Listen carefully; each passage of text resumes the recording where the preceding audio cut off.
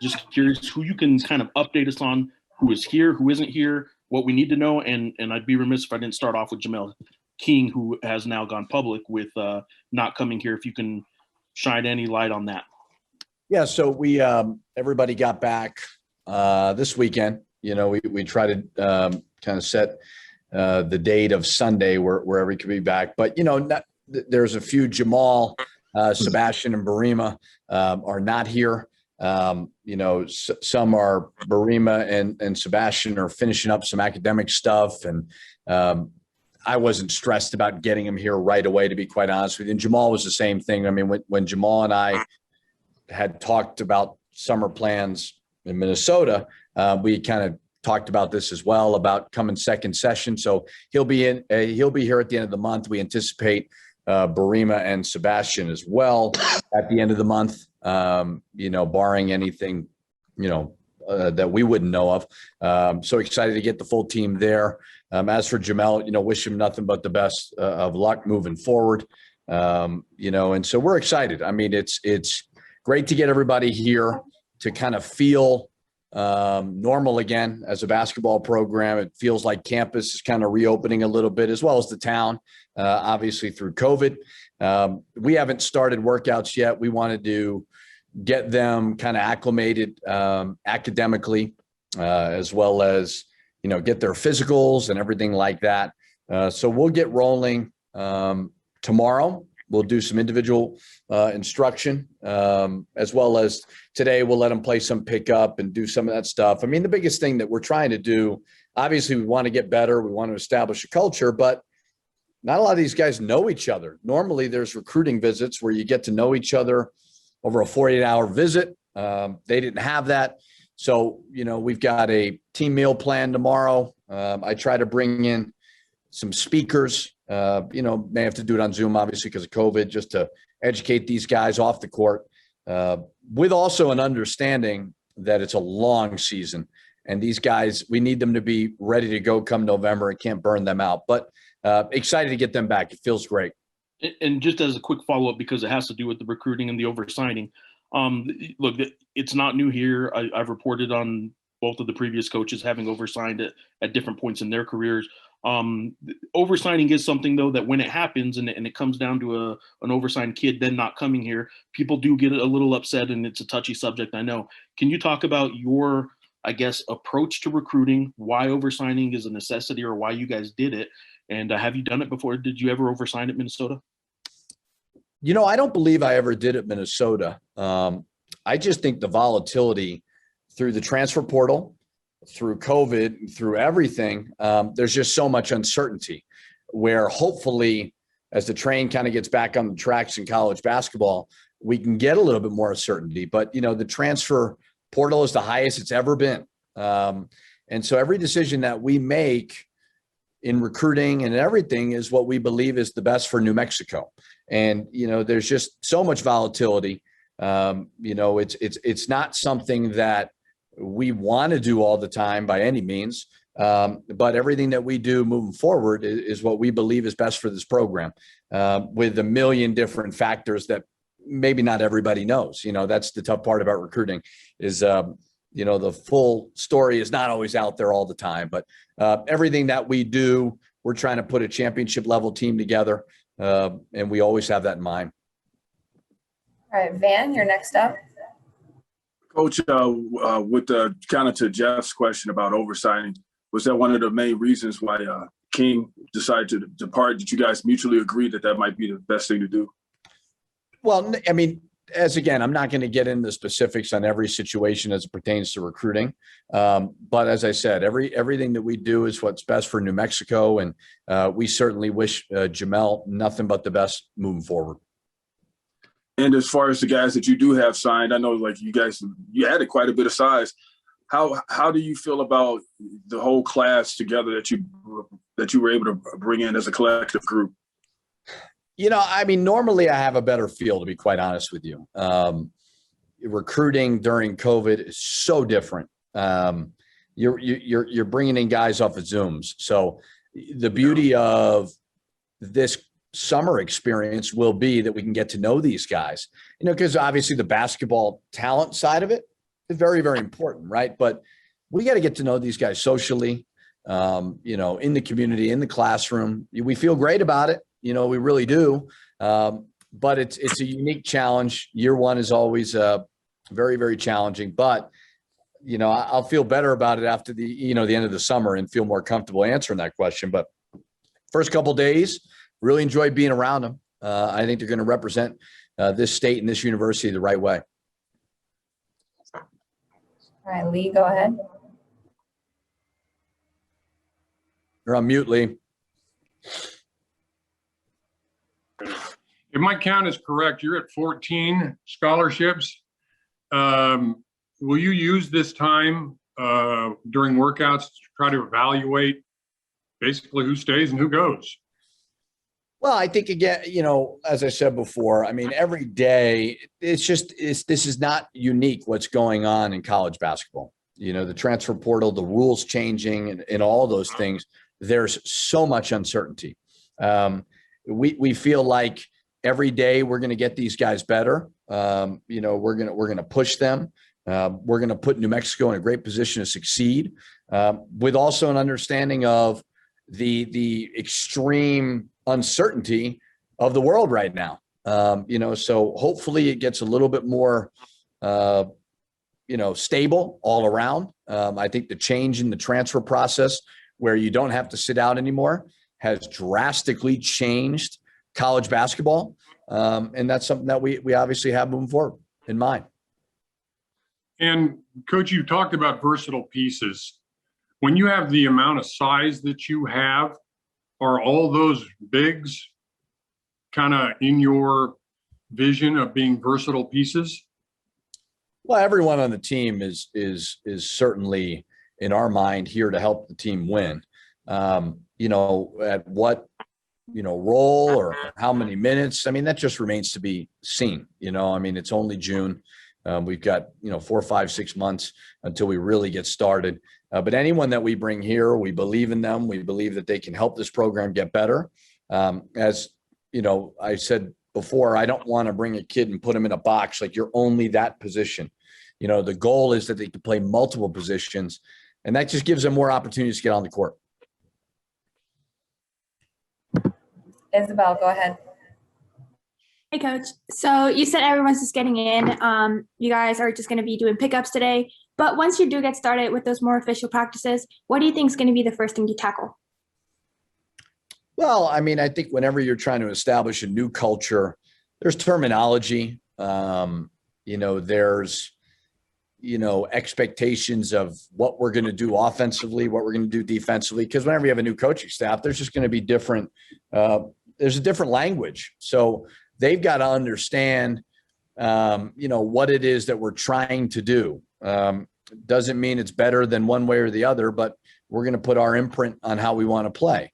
The summer is very, very important for the other stuff too. The expectations academically in the classroom, the expectations of what we say is Lobo time, which is showing up 5 minutes early to everything, being ready to go, how you act in Lobo Village, how you act, whether it's in study hall, in the academic center, on campus.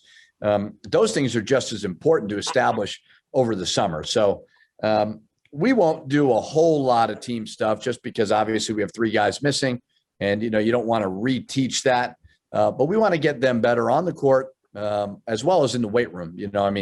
Hiring Matt Flores, who I knew at Minnesota, just been so impressed by his energy, his enthusiasm, and he's going to be huge as well in the weight room.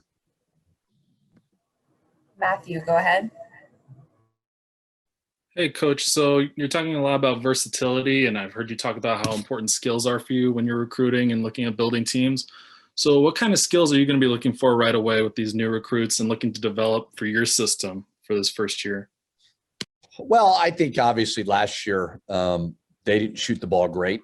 My team in Minnesota didn't shoot the ball great, and so it's not to say that I'm the shot doctor or anything, but, you have to be able to shoot the ball. I would love 5 guys, even my 5-man to be able to knock down the 3. It's such an important part of the game. I've talked to Mike Bradbury, over on the women's side, just the way they shoot the 3. And It's a huge part of it. So whoever we bring in, you got to help, you got to help the program win, and the more you win, it gets his fan base rejuvenated again. The better recruits you get, the more opportunities for them to be put in a position to succeed after basketball. It's been cool to see guys like, Kendall Williams, Kenny Thomas, these guys coming back to campus. I've been able to run into a lot of guys and the smiles on their faces about this experience because they won. So whoever we bring in, they know the expectations, they know the history, and it wasn't that long ago that they were winning championships. So whoever we do bring in, you got to help us win. And we're looking for size, we're looking for skill, we're looking for toughness. Okay. What's your goal for 3-point shooting? Since you said last season, obviously the team here didn't shoot great. Your team didn't either. What do you think as a team you're looking to shoot? Yeah, Mike Bradbury told me they made about 13 a game. I was stunned by that. I think New Mexico and Minnesota, we were low. I think we might have been at 5. I think New Mexico was about 4. I think realistically 8 would be great. Listen, the highest percentage shot in the game is a layup or a dunk. The second highest percentage shot is a free throw. So we are trying to do that. The next highest percentage shot is a catch and shoot 3. So depends on who's shooting them too. It's very important that you put your players in a position to succeed, that they're taking the right shots, so they're shooting a high percentage. Everybody wins when the ball goes in. Okay. Henry T, as you're waving me and you have a question, go ahead. Yes, Coach, this is sportscaster Henry T. You've been here a few months. Have you realized where you are, what it feels like, what you have? You got the keys to the great building. And the other thing, what do you really see? Gut check. Every time you look at your team, what do you have? Well, I would tell you this, from a team wise, I don't know what I have. It's just so early. We haven't even really started working on the court. I think their attitude is great. Working with the guys in the spring was fun as well. But this team obviously has a lot of new faces. What I do know, from being out in the community for 3 or 4 months here, is how important this basketball program is to this state. That is clear and evident. And I told our players yesterday, I said, besides choosing to come to New Mexico to play for a great coach and a great coaching staff, I said that jokingly. I said, you all know why you chose here. It's because of these fans. It's because of this building. It's because of the expectations. There's not a lot of places like this. We are obviously, Albuquerque is growing and there's a lot of cool things to do, but we are a very important sports team to this community. And quite frankly, that's why I took the job. I had 8 great years at Minnesota.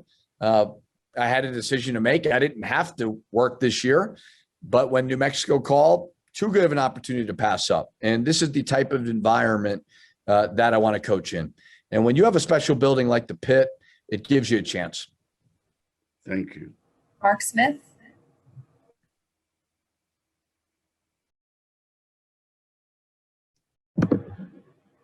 Mark. You're muted, Mark.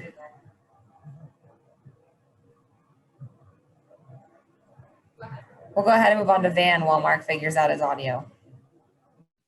Coach, how closer? Did you get any closer to figuring out the schedule and stuff like that since there's been a little time? I'm just happy you're not in that restaurant, Van. Every time I've seen you, you've been in that restaurant. We are close to solidifying everything. We don't know the Mountain West yet. I think we're meeting in 2 weeks. Hopefully there's something there. I don't really know how the conference works. I'm new to it with all that. But we're close to solidifying it. We got to add one more series, starting on the road, a home and home. So there's so many moving parts. We want to put together a schedule that is great for our fans, but also makes our program better to where we're ready come Mountain West time. So we're trying to get creative. We're trying to be patient to get the right fit. But hopefully one more series and we can get that announced. All right. Try Mark, again. go ahead. Can you hear me now? Okay. Richard, kind of following a little bit on Henry beating me to it with the community aspect. What have you been allowed to do now that things are opening up again as far as going out and relating to the community? Obviously, there's two rebuilding processes that you have, one on the floor and one in the stands. What kind of things are you now doing, and where are your priorities? What's the first stuff that you have to attack to get people back into being into Lobo basketball? Well, obviously, we're still not out of the woods in COVID. So it's, normally when you get a job, there's a lot of things you do, getting out in the community and so on. But, we're just not there just yet from a COVID standpoint. We were able to do a golf tournament that was great that the athletic department put on, where I met a lot of unbelievable supporters of all, the sports. I've been able to speak, to various organizations throughout, Albuquerque locally on Zoom. Still haven't done a whole lot in person yet. Hopefully by the fall, I think we can all, we want that face-to-face, just like this press conference.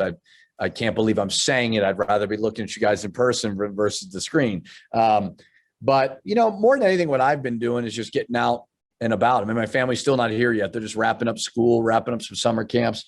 So any opportunity I can get, go out to dinner, meet people, I'm going to do, as well as anybody that's passing through, the practice facility as well. So winning the fans back, I think every basketball coach in our sport specifically has a job to do of getting people back into the building.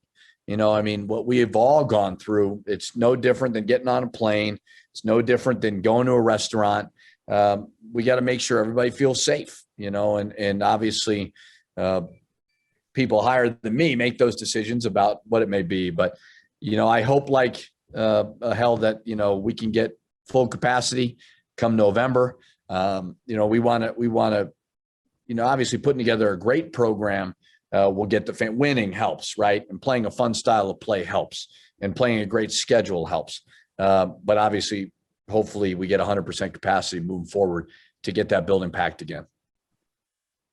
Thanks. Isabel? Which Paul Weir had this signature thing, I guess. It was just running up and down the stairs of the pit. That was kind of what he was known for the players. Are you going to do that? And also, second part of the question, what do you think, or have you started thinking of what your signature thing will be with the Lobos? Was he working out, running up and down the steps? What was he doing running up and down? All the players would run up and down. As an exercise? As an exercise, yeah. Well, I already worked out today. I'm not running up and down those stairs. I will say the first time I walked up those things, I was out of breath. I have not thought about a signature thing. I hope at the end of the day, I'm known for winning. I think that hopefully is our signature here. So I have not done that. I think it's I'm sure every coach, there's so many special traditions about this building. But I do not want my signature to be running up and down the stairs. Paul's obviously in better shape than I am. I don't think Paul did it that often. I was going to say, there's no way he's running up. I've seen him in person. Your players do it. Yeah, it was a conditioning thing. They had to time it, and okay. It was up every row and down every row, all around the pit under a certain time. It was part punishment, part conditioning. Yeah, and one of the things we've talked to Matt Flores about is the beauty of the summer is there's some team things that you can obviously do that we've been communicating on, maybe on the weekend, Saturday morning. So I may have to reach out to Paul and see how much the players hate it. Maybe we'll have to do it. Ron, go ahead. Hi, Coach. Having been a coach of a first year, at least you've been in the first year program a couple stops before. Now you're here and you're going through a few months of this, and now you're about to hit the court with the players. Can you lean back on past experience, those first years, engage how your progress is moving along now, and this getting to know you period, when you'll get past that initial phase of guys just getting comfortable and knowing who one another is? Yeah, I think the summer has been always valuable for that. When I was at FIU, we brought a bunch of new guys in. I don't remember the exact number, but I think they won 3 or 4 games, and we got to 18 my first year. At Minnesota, we won the NIT my first year. I'm not trying to raise expectations to that. That's not my point. But we were lucky to bring in the right guys. And the summer was very, very important. The fall was very important. So I think the summer, this 7-8 week period, will be very, very valuable for everybody from a comfort standpoint. And again, I can't stress it enough, the uniqueness of COVID for everybody. It's going to take some time to adjust. But we got work to do. I know the numbers weren't great last year, but our guys were dealt a difficult hand, with not being able to play at home, just the volatility of COVID. So we're excited. I don't know of an exact time frame of when is the exact time, but I just know every day that you can get with these guys and on the court, in the locker room, kind of talking about your terminology is huge. Follow up? Sure. What will the workouts look like next week? And I wonder if the players have talked to you about their just being excited about getting on the floor finally like that. Yeah, I think they're really excited. It's unique. Players are different. They like working out more than probably playing pickup, which is weird. But I think just the way the evolution of trainers, and it's just different. So I think they like the skill development stuff that we did in the spring. Obviously in recruiting, we put a premium on skill development. We really do. We're gonna work with them as many hours as we possibly can get with that. But they're fired up. You can just tell. It's we're gonna try to get creative with the way that we play pickup and do things to make it competitive. So it's not guys just jacking up shots every time and not passing the ball, because we've all seen that too much. But again, it's I'm going on year 10 of doing this, and the more access we get is great. But I think every coach understands that it's a long season, so trying to get creative, trying to make it fun for them, as well as obviously trying to get them better. Lee, go ahead. Coach, in the past, coaches didn't want to do just, 2-for-1s. They wanted just home and away. What's your philosophy on the 2-for-1 with power conferences? Is that something you accept? Yeah, I would do it for sure. The hard part right now for us, Lee, is that unfortunately our net ranking is very low from last year. And I think that more Power 5 programs may be more excited to start these home and homes with us when our net ranking improves. That was a bit of a unique challenge for us just this offseason because of the uncertainty of we brought so many new players in. I believe their ranking was sub 300 last year. So when that gets up, I think more Power 5 programs will be open to doing those home and homes like they've done in the past. So I'm for sure open to doing 2-for-1s. I have no problem with that. We got to get the state rejuvenated again about Lobo basketball. We've got to get the Pit. I believe the Pit is one of the best home courts in all of college basketball. We need to get it packed again. So if we have to get creative with a 2-for-1, for sure we will do that. All right. I know Jeff has one more. Anybody else have anything before we wrap up? Yeah, Richard. Okay. Yeah, Jeff, last question. real easy, basic one. Just because we haven't really been through this with you before. I know you said you're not going to go through a whole lot of the team stuff till the whole team's here, but I'm curious. Do you have a playbook? Are you a coach that actually has a physical playbook you give them? And how much will you guys actually sit down with game film over the summer? Will it be film with the players actually going over their film? Will you show them some Minnesota film? Well, we do have a playbook. The better teams I've had, the less sets we run. I've always found, the more plays you're running, normally you're overthinking it as a coach. From an offensive standpoint, my goal would be that they can flow into some continuities to where you're running 3 or 4 different things when the team scores and you're going to play freely. That's the goal. So many moving parts. We'll see how that is. But I try very, very hard not to do too much. because, I don't want them thinking, I don't want that paralysis, but, by analysis where they're thinking too much. As for, the way that we teach, yeah, for sure. We'll get creative with ways to teach them. I don't think we'll do a whole lot of Minnesota film or anything, in the summer, but we do watch a lot of film, and there's NBA stuff, we're all watching the playoffs right now. We may see something and say, hey, let's, show the way that this guy, comes off a ball screen or, so million different ways to teach it. I watch a lot of film. I try not to be long with it, understanding their attention spans, just like all of us, not just them. But we try to watch a little bit of short film every practice that we possibly can. All right. Anything else? Last call. You just mentioned the playoffs. Who do you think is going to win it all? The Nets. I think the Nets are going to win it all. I think that just always seems like the cream rises to the top, and it just seems like the NBA, when you got the three, I think you need three in the NBA, right? I don't know if you can do it with two, and they've got three superstars. Now, who knows with injuries? Utah's fun to watch. Phoenix obviously is terrific as well, but playoff basketball is great. It's cool to see the stands get packed again, and watching those players perform is awesome. They are the skill level of the NBA. People sometimes complain and say, I don't love NBA basketball. The shot making that those guys do at that size, I'm in awe of. So I would predict the Nets are going to win it all. Thanks, Coach. Yeah, I know you've said this before, and I can't remember. Are you a Boston guy or a Knicks guy?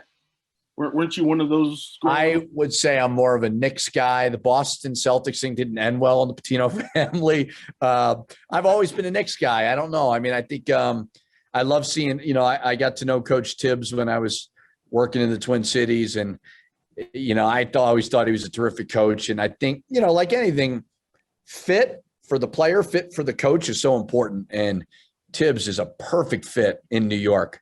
So yes, I am a New York Knicks fan.